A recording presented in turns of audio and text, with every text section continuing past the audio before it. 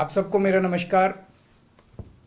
सर्दियां आने वाली हैं और हम देखते हैं कि सर्दियों में दिल्ली में प्रदूषण बढ़ जाता है, तो उसकी सब लोगों ने तैयारी कर ली है।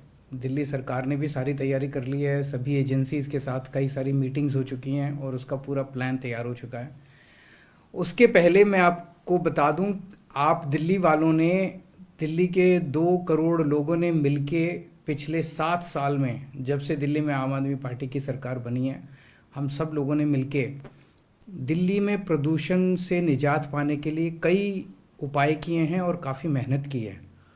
और उसका नतीजा ये हुआ है कि भारत सरकार का नेशनल क्लीन एयर प्रोग्राम है, एनसीएपी, भारत सरकार का इंडिपेंडेंट हो गया एक तरह से।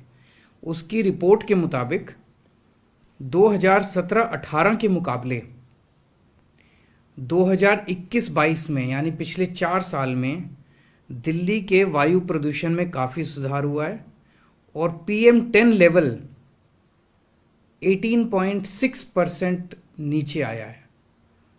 तो प्रदूषण में सुधार हुआ है, प्रदूषण और खराब नहीं हुआ। इस बारे में अब हमने दिल्ली वालों ने मिलके पिछले 7 साल में कई कदम उठाए, लेकिन मैं 10 जो सबसे इम्पोर्टेंट स्टेप्स हम सब ने मिलके उठाए जिसकी वजह से प्रदूषण पे असर पड़ा, मैं उसका जिक्र करना चाहूँगा। हम सब लोगों ने मिलके किया है, सभी दिल्लीवासी, 2 करोड़ दिल्लीवासी इसके बधाई के पात्र हैं। सबसे पहले, दिल्ली में पहले आप जानते हैं कि बिजली खूब जाया करती थी। जब बिजली जाती थी तो जनरेटर चलते थे तो पोल्यूशन होता था डीजल का। जब से हमारी सरकार बनी है, हमने दिल्ली में 24 घंटे बिजली की सप्लाई कर दी, तो अब जनरेटर चलने बंद हो गए। इस एक कदम की वजह से इतना पोल्यूशन कम हुआ है। दूसरा, दिल्ली में 2 थर्मल पावर प्लांट थे। इनसे महीन वो फ्लाई ऐश जो होती है वो निकलती थी और उसकी वजह से काफ़ी पोल्यूशन होता था। ये दोनों थर्मल पावर प्लांट बंद कर दिए, कहीं और से हमने बिजली का इंतजाम कर लिया।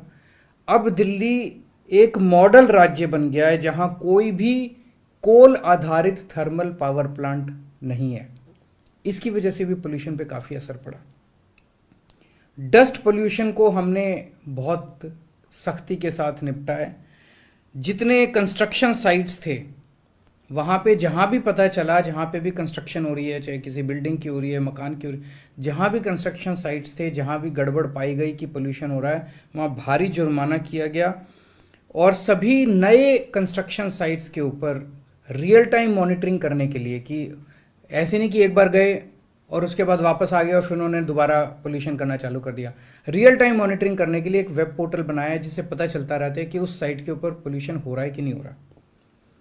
चौथी चीज, जितनी रजिस्टर्ड इंडस्ट्रीज हैं वहां पे पहले बहुत ही प्रदूषण करने वाला फ्यूल इस्तेमाल किया जाता था, सबको बदल दिया। सारी रजिस्टर्ड इंडस्ट्रीज में अब PNG इस्तेमाल होता है, पाइप्ड नेचुरल गैस। वो पोल्यूशन नहीं करता। इसके लिए मैं सभी इंडस्ट्री वालों को भी बधाई देता हूं, उनका बहुत सहयोग मिला हम लोगों को, सबको मैं बधाई देता हूं। दिल्ली का जो ग्रीन कवर है, ये बड़ी इंटरेस्टिंग चीज है।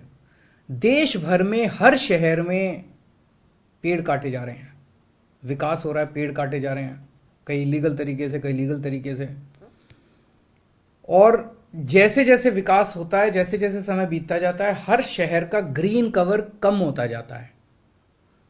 जब से हमारी सरकार बनी है दिल्ली में ये उल्टा हो रहा है, ग्रीन कवर बढ़ता जा रहा है। हमारी सरकार जब बनी थी तब 20% ग्रीन कवर था दिल्ली का, आज 23.6% दिल्ली का, 3.6% ग्रीन कवर बढ़ गया। ये बहुत बड़ी बात है, ये छोटी बात नहीं है। इसके लिए दिल्ली के लोगों ने बड़ा काम किया, दिल्ली के लोगों ने बड़ा सहयोग किया। 2020 में हम इलेक्ट्रिक व्हीकल पॉलिसी लाए थे। उस टाइम हमने टारगेट रखे थे, ये करेंगे, जितने टारगेट रखे थे सारे टारगेट मीट हो गए और जबरदस्त तरीके से ये पॉलिसी जो है जनता ने अपनाई है। खूब लोग अब दूसरे व्हीकल, डीजल और पेट्रोल और CNG के व्हीकल छोड़ के अब इलेक्ट्रिक व्हीकल्स खरीद रहे हैं और देश नहीं, विश्व के शहरों में सबसे ज्यादा इलेक्ट्रिक व्हीकल का सबसे ज्यादा रुझान दिल्ली के अंदर देखा जा रहा है। पिछले 1 साल में हमने